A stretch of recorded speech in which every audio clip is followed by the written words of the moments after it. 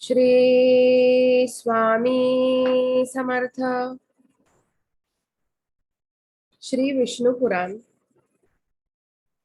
निवेदन कहते हैं कि जब निर्गुण निराकार ब्रह्मा सगुण और साकार रूप लेने लगा तो उसने अपनी माया से संयुक्त होकर स्वयं को त्रिदेवों के रूप में प्रकट किया।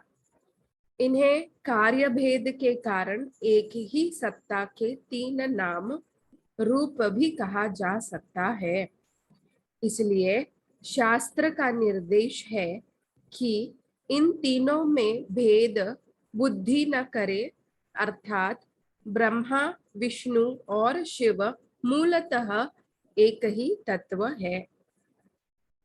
क्योंकि पालन करने वाले को जन्म और लय करने वाले से ज्यादा श्रेष्ठ माना जाता है, इसलिए श्री विष्णु को समाज में विशेष प्रतिष्ठा प्राप्त हुई। जब कभी सृष्टि पर किसी प्रकार की आपदा या विपत्ति आई तो श्री विष्णु ने अवतरित होकर धर्म की रक्षा की। सृष्टि का आधार धर्म ही तो है। इसलिए यदि पुराणों पर दृष्टि डाले तो इन सभी में श्री विष्णु की ही अलग अलग नाम रूपों में लीलाओं का वर्णन है।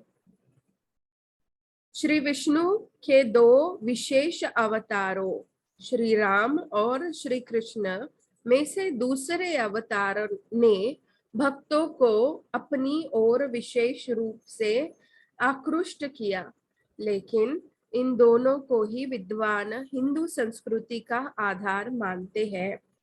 श्री राम क्योंकि मर्यादा पुरुषोत्तम है, इसलिए वे लीला करते समय भी एक विशिष्ट सीमा में स्वयं को समेट कर रखते हैं।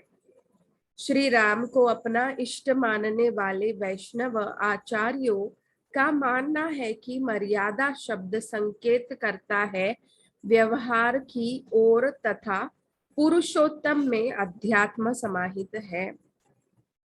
इस प्रकार श्री राम का चरित्र व्यवहार और अध्यात्म का समन्वित रूप है, जबकि श्री कृष्ण की लीलाएं मर्यादा के किसी भी बंधन को स्वीकार नहीं करती, लेकिन इन्हें अमर्यादित या उच्छृंखल भी नहीं कहा जा सकता। इनका विवेचन करते समय ब्रह्म तत्व को समक्ष रखकर विचार करना अपेक्षित है। इस प्रकार श्री कृष्ण तत्व दो अतियों का स्पर्श करता हुआ भी अपने केंद्रीय संतुलन पर स्थिर रहता है, जिसकी समग्र रूप से अभिव्यक्ति श्रीमद् भगवद गीता में हुई है। श्री विष्णु पुराण में प्रमुख रूप से श्री कृष्ण की लीलाओं का वर्णन किया गया है। विस्तार की दृष्टि से यह सबसे छोटा पुराण है। कई पुराणों में इसकी श्लोक संख्या 22,000 तक गई है, लेकिन इस समय इसमें मात्र 7,000 श्लोक ही उपलब्ध है। इनकी भाषा और शैली की विद्वानों ने विशेष प्रशंसा की है। समधुर कथाओं के अलावा इस पुराण में विभिन्न धार्मिक और आध्यात्मिक रहस्यों को सुगम सरल रूप से प्रस्तुत किया गया है। इनमें इस तथ्य का भी स्पष्ट निर्देश है कि प्रत्येक स्त्री पुरुष अपने अपने धर्म का पालन कर एक समान गति को प्राप्त होते हैं। इस दृष्टि से असल में न कोई बड़ा है न ही कोई छोटा। विष्णु का अर्थ है व्यापक। जब विष्णु ही कण कण में व्याप्त हो तो फिर कुछ भी तो उसे दिव्य सत्ता से रहित नहीं है। सन्यासियों द्वारा एक दूसरे को किया जाने वाला अभिवादन ओम नमो नारायण और फिर उसका जवाब भी इसी रूप में देना इसी तथ्य की ओर संकेत करता है। नमन किसी व्यक्ति को नहीं है, बल्कि उस नारायण को है जो सृष्टि के कण कण में व्याप्त है। कण भी उसी का ही तो अस्तित्व है।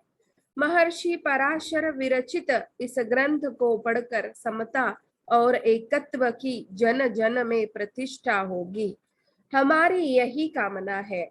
वैष्णव धर्म को समझने में यह पुराण सहयोगी होगा। इसमें दिए गए सिद्धांतों को आत्मसात कर हम सच्चे अर्थों में वैष्णव बन पाएंगे, ऐसा विश्वास है। सावन गुप्ता। श्री स्वामी समर्थ।